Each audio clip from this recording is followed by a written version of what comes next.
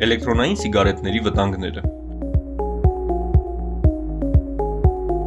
Հանգիստ կարող ենք օգտագործել, ծուխ չունի, նույնիսկ մեր դասարանի աղջիկներն են այդ վեյփը ծխում։ Բայց գիտես, որ այս էլեկտրոնային ծխախոտը, վեյփը, ևս կախվածություն է առաջացնում, բայց արտադրողները հակառակն են պնդում։ Ինչ է, խաբում են։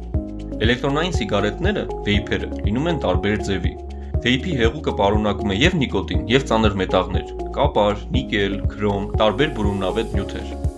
Վեյփերի օգտագործման ընթացքում մարդիկ ներշնչում են ոչ թե ծուխ, այլ տաք գոլորշի, դրանում պարունակվող նյութերը ավելի հեշտ են ներծծվում օրգանիզմ, դեռահասների մոտ կարող են առաջացնել թունավորում։ Դժվարանում է շնչառական ուղիների աշխատանքը, վնասվում են թոքերի և սրտի հյուսվածքները,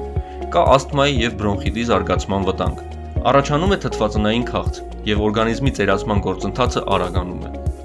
Ծխողների շրջապատում գտնվող մարդիկ նույնպես ենթարկվում են ծխելու խառնուրդի մասնիկների բացասական ազդեցությանը։ Կարևոր է նաև հիշել, որ վեյփերը շատ վտանգավոր սարքեր են, քանի որ դրանք կարող են պայթել կամ բռնկվել սխալ օգտագործման դեպքում։ Երևի թե այդ մասին լսել եք, բայց լուրջ չեք ընդունել, չէ՞։ Հա, գիտենք, էլի։ Դուք գիտեիք, որ ուղեղը շարունակում է զարգանալ մինչև 25 տարեկան։ Նիկոտինի օգտագործումը նպաստում է ուղեղի այնպիսի հատվածների ախտահարմանը, որոնք պատասխանատու են սովորելու ունակության, հիշողության, ուշադրության, տրամադրության համար։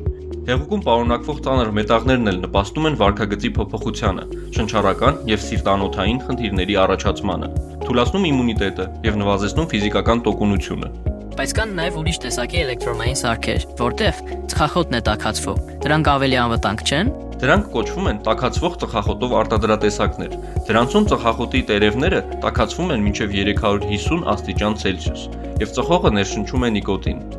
Արդեն գիտեք, թե ինչպես է ազդում նիկոտինը։ Տաքանալու ընթացքում ևս ծուխ է առաջանում, որը պարունակում է նույն քիմիական նյութերը, ինչ սովորական ծխախոտը, բայց փոքր քանակով։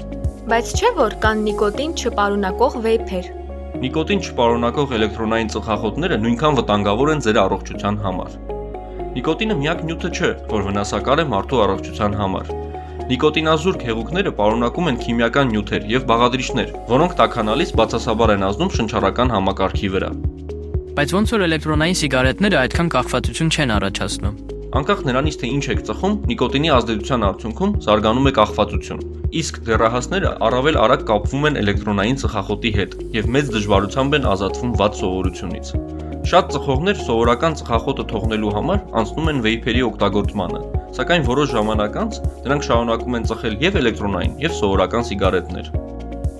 Ուրեմն ես սրա պատճառով անընդհատ ջվայնացած եմ լինում, մաթեմն էլ լավ չի ստացվում։ Այդ իսկ պատճառով բժիշկները և գիտնականները հորդորում են դեռահասներին չծխել ոչ մի տեսակի ծխախոտ։ Վեյփերի վաճառքը, ինչպես և այլ ծխախոտային արտադրանքի վաճառքը, արգելված է անչափահասներին։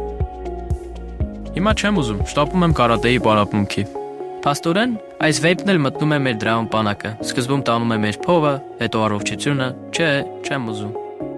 Թույլ չեմ տա, որ վեյփը և ծխախոտը կառավարեն ինձ։ Ես եմ կառավարելու իմ կյանքը։